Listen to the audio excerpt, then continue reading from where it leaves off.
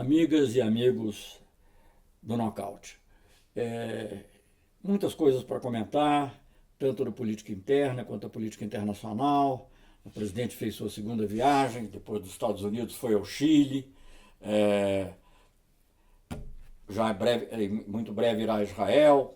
Eu acho que caberia perguntar também quando é que ele irá à África, ou à Argentina, que é o nosso maior parceiro aqui na região, nosso grande sócio estratégico, mas aparentemente as concepções são um pouco diferentes no momento e eu acho que, apesar das críticas ao viés ideológico, o que esse governo tem mais mostrado, sobretudo na política externa, é um viés ideológico. Eu não vou aqui repetir todas as críticas que já foram feitas às atitudes em relação ao Trump, aos Estados Unidos, que demonstram que, digamos que esse desejo de estar, aparecer inclusive como um fiel escudeiro, não digo nem do governo americano como um todo, ou dos Estados Unidos, mas especificamente do Trump, mas também de Washington, é muito mais forte do que a defesa de qualquer interesse. Isso já foi explanado com muita propriedade por vários articulistas, vários analistas, que o Brasil dando de graça, por exemplo, o status de país em desenvolvimento na OMC, que é sempre um trunfo para tudo, aliás, até fora da OMC, porque o paralelo é inevitável quando você for negociar as concessões em relação à mudança do clima, as obrigações em relação à mudança do clima.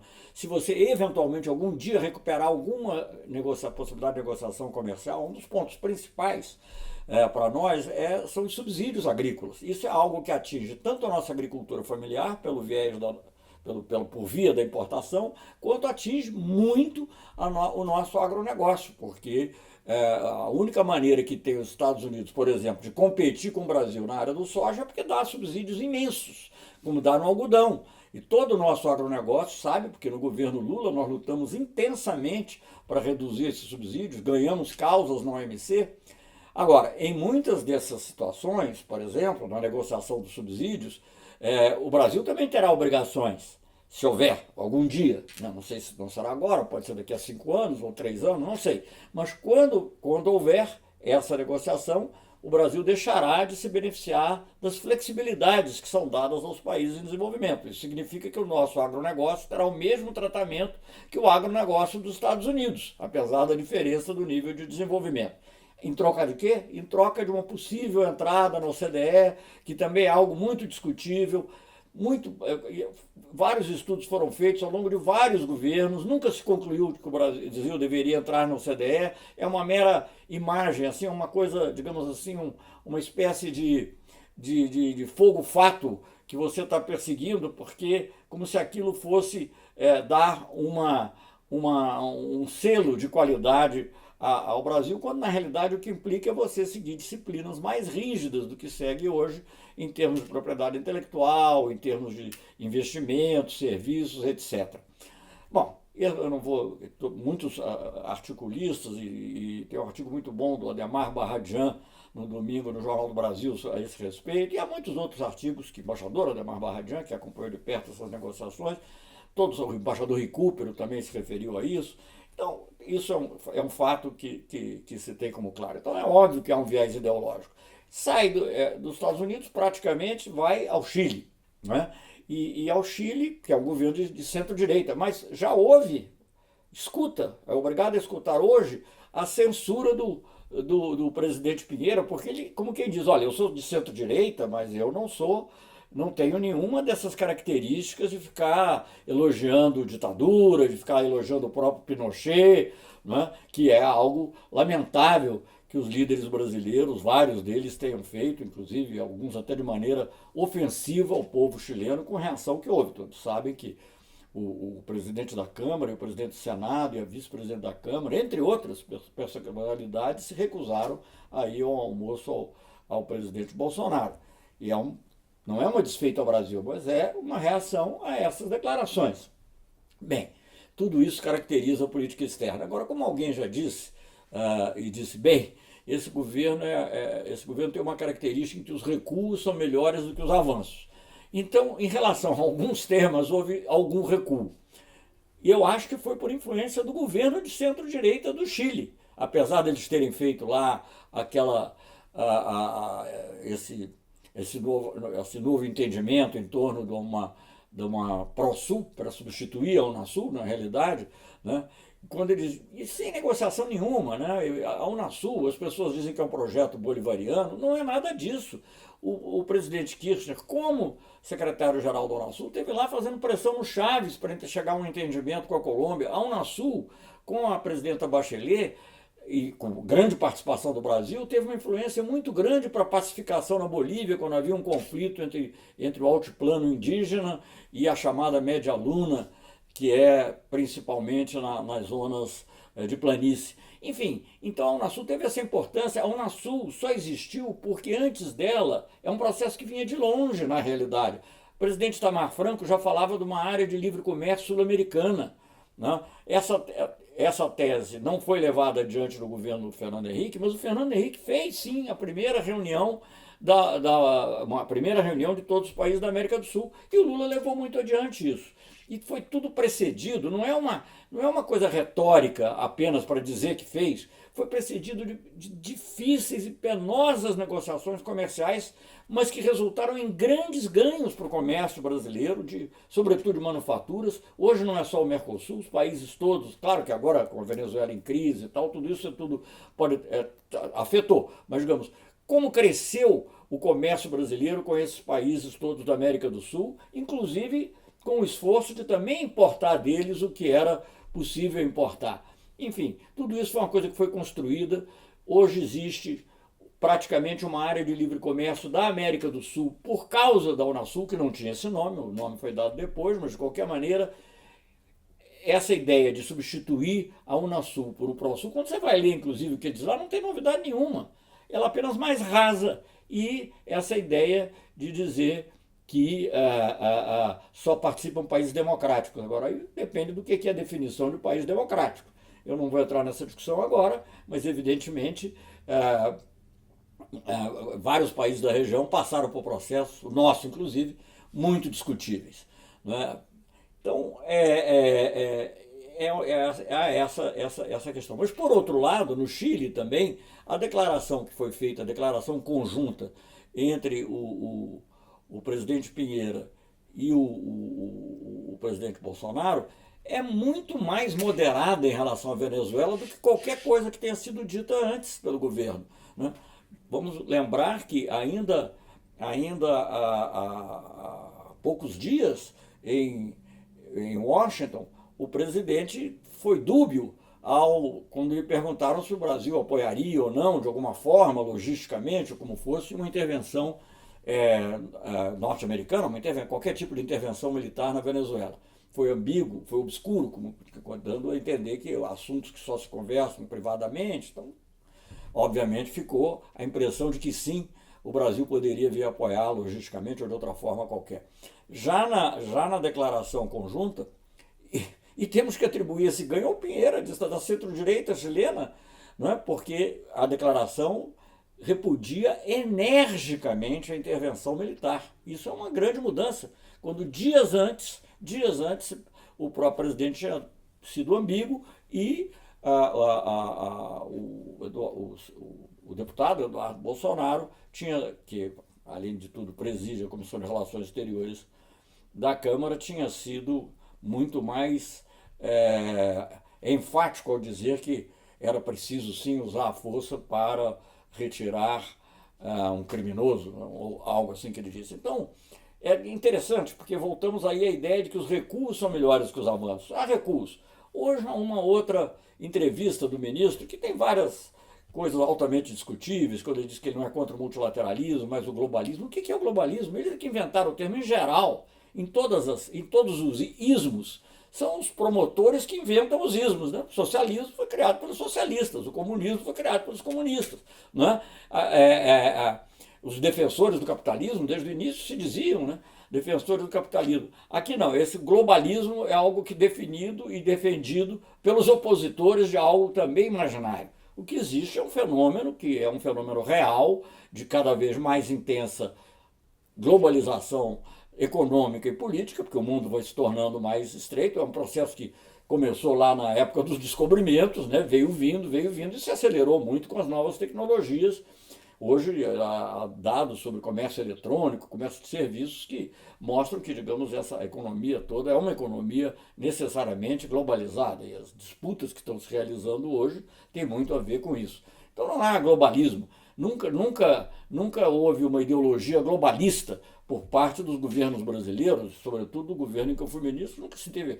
Você tinha que como lidar com a globalização. E aí entram, sim, os organismos multilaterais como um fator de moderação. Ninguém tem ilusão sobre os organismos multilaterais. Todos sabemos que as grandes potências têm maior influência, mas é melhor lá, porque você tem alguma influência, do que deixar pelo mero bilateralismo, porque isso nós já sabemos no passado, já sofremos ameaças de retaliação. Gente, vamos estudar um pouquinho de história recente. O Brasil, o governo Sarney não tinha nada de esquerdista, né? E foi ameaçado de retaliação por causa da política de informática, por causa da política de patentes em relação a produtos farmacêuticos e a outros produtos naquela época também.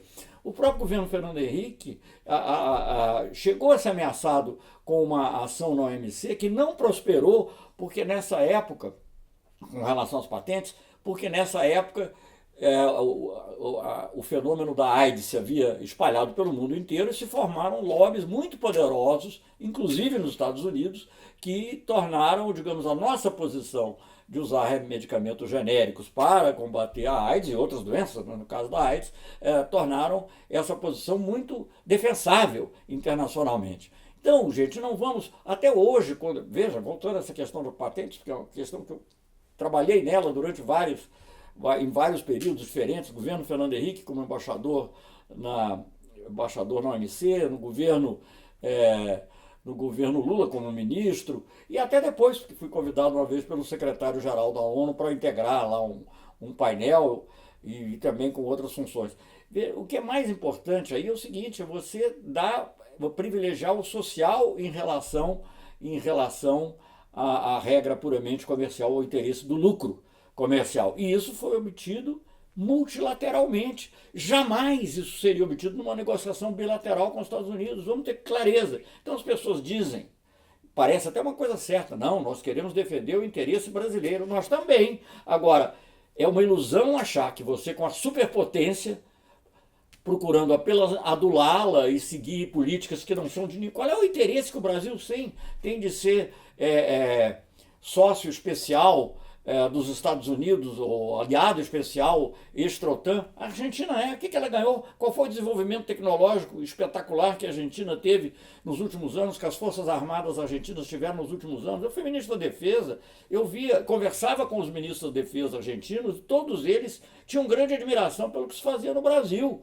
porque o Brasil estava avançando, né? Avançando com problemas, mas avançando no programa espacial, avançando na questão do submarino nuclear, avançando na questão da cibernética, enfim, tudo isso com uma visão nacionalista, sim, mas não contra o multilateral, mas contra qualquer intrusão estrangeira, fosse de quem fosse. Não é só Estados Unidos. Estados Unidos está aqui no nosso continente, então a probabilidade pode ser maior de intrusão, mas também China, Rússia, de quem for, não interessa. O Brasil tem que ter independência e tinha que ter também uma boa relação com os vizinhos. E isso também foi obtido na área de defesa.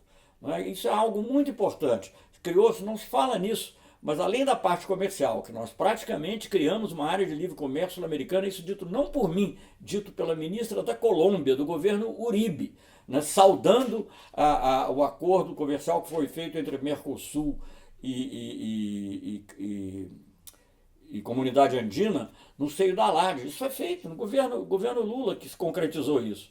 E a então ministra Carolina Barco saúda isso, dizendo que nós praticamente criamos uma área de livre comércio na América do Sul. Agora, além disso, fizemos um conselho de defesa que permitiu evitar, na época, a base na Colômbia, que estava servindo de razão e de pretexto para conflitos na região.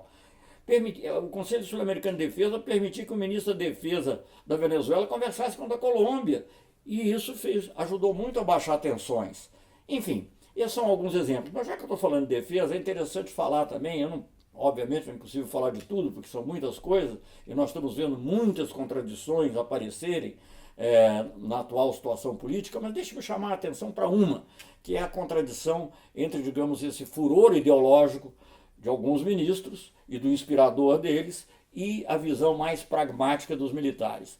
Eu chamaria atenção para uma declaração do general Santos Cruz, hoje ministro encarregado lá da discussão com o Congresso, também da discussão de certos programas, na presidência, um dos ministros da presidência. Eu conheci bem o general Santos Cruz, porque ele foi não só comandante da MINUSTAH, no Haiti, onde se saiu muito bem, mas se saiu tão bem que a ONU o convocou. É uma curiosidade, porque vamos saber uma coisa curiosa. O general Santos Cruz não foi promovido a general de 4 estrelas. Por que, não sei, mas as Forças Armadas, com as quais eu convivi, que eu respeito muito, como toda instituição, tem lá suas histórias. O fato é que ele não foi, como aliás outro ministro também, que é o Floriano, também, Floriano Peixoto, também não foi a 4 estrelas. E ambos, curiosamente, foram convocados pela ONU para funções diferentes. Mas no caso do Santos Cruz, depois da atuação que ele teve no Haiti, e já há alguns anos, aí eu já era ministro da Defesa, ele foi convocado para chefiar a maior e mais robusta operação da ONU, que era a operação no Congo. O que significa mais robusta? Aquela que tinha mandato para atuar com a força, se necessário. Não apenas em autodefesa, mas também para atuar com a força. E ele logrou lá um grande avanço, inclusive derrotando uma facção que era, obviamente, financiada, eu não vou aqui entrar em problemas diplomáticos, mas financiada por um governo estrangeiro que indiretamente era apoiado pelos Estados Unidos. O general Santos Cruz sabe disso, que ele conhece bem, e sabe que eu, como ministro da Defesa, eu apoiei inteiramente. Não estou dizendo isso para puxar glórias para mim, não, mas para mostrar que há esse sentido de atuar, digamos assim, dentro de uma visão multilateral, certamente, ele estava desempenhando uma missão multilateral, e um sentido, digamos, de obter resultados e não com esse tipo de viés ideológico que outros defendem. E a polêmica que se cria, não é nem bem polêmica, a resposta que o general Santos Cruz dá hoje ao Olavo de Carvalho é extremamente significativa. É algo que é difícil ainda de a gente entender como, digamos, uma pessoa que é inspiradora e que fala as coisas que falou, e que é inspiradora, aparentemente, de muitos membros do governo, ataca os nossos militares. Se fosse a esquerda dizendo algo parecido, já estariam todos na cadeia. Isso eu posso garantir. Mas, enfim, aparentemente, pelo lado da direita, isso faz lembrar um pouco a questão do Plínio Salgado, né? Que o Plínio Salgado, depois do namoro com Getúlio, ele queria tomar conta do governo e tomar conta dos militares. E os militares disseram não. Será que vai se repetir agora? Vamos dizer não também?